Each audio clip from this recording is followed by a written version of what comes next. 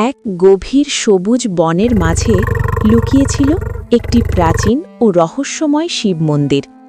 গ্রামের লোকদের মধ্যে ছড়িয়েছিল নানা গল্প। কেউ বলতো সেই মন্দিরের ভেতরে লুকানো আছে বিশাল গুপ্তধন, কিন্তু বছরের পর বছর কেটে গেলেও কেউ কখনো সেই মন্দিরের সঠিক পথ খুঁজে পায়নি।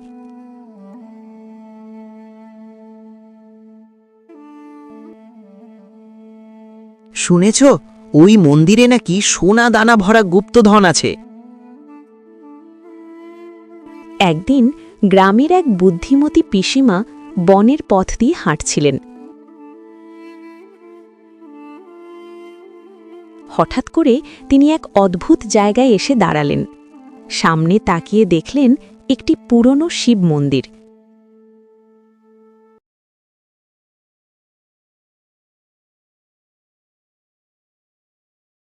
এটাই কি সেই রহস্যময় মন্দির? মন্দিরটি বাইরে থেকে খুব সাধারণ দেখালেও চারপাশে লতাপাতা জড়িয়ে এক মায়াবী রূপ ধারণ করেছিল। পরিবেশটা ছিল একেবারে শান্ত, যেন অন্য এক জগৎ। মন্দিরটা তো বন্ধ, কিন্তু ভেতরে কি আছে? পিসিমা ধীরে ধীরে মন্দিরের দরজার কাছে এগিয়ে গেলেন।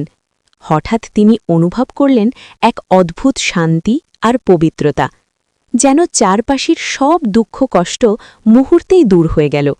এটাই কি আসল গুপ্তধন? এই শান্তি, এই ভক্তি? সেই মুহূর্তে পিসিমা বুঝতে পারলেন সত্যিকারের গুপ্তধন সোনাদানা নয়, আসল সম্পদ হল মনের শান্তি আর ভক্তি। আমি আজ অনেক বড় ধন পেয়ে গেলাম। সেই মুহূর্তে পিসিমা বুঝতে পারলেন সত্যিকারের গুপ্তধন সোনাদানা নয়, আসল সম্পদ হল মনের শান্তি আর ভক্তি।